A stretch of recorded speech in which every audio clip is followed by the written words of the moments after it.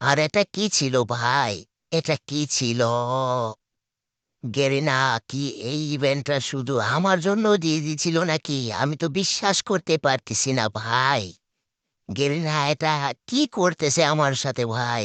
Garena lucky man হিসাবে আমাকে বেছে নিয়েছে। এটা আমি কখনো কল্পনাও করতে পারিনি।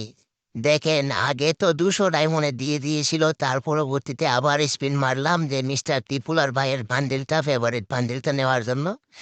কিন্তু ওই জায়গাতে আবার দেখা যাইতেছে আমাকে দিয়ে দিল বানি, আবার বানি, রেড বানি, আবার রেড বানির উপরে। আমি বিশ্বাস করতে পারতেছি না।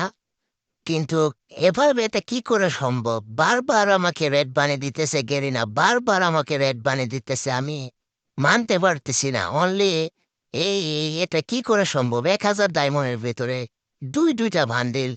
মিস্টার ত্রিপুলার ভাইয়ের বান্ডিলটা আমাকে দিয়ে দিল।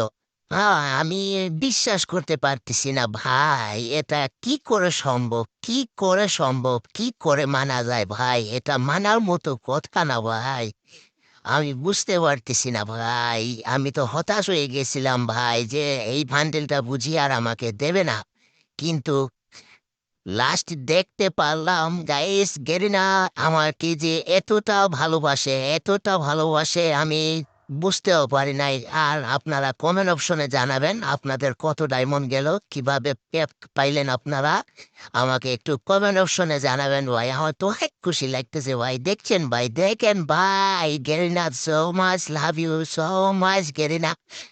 বিশেষ করে আপনি আমাকে অনেক খুশি করে দিয়েছেন, অনেক অনেক অনেক খুশি আমি। ও গেরিনা, লাভ ইউ সো মাচ। ও গেরিনা, এটা কি ছিল ভাই? আমি তো বিশ্বাস করতে পারতেছি না ভাই। গেরিনা, এটা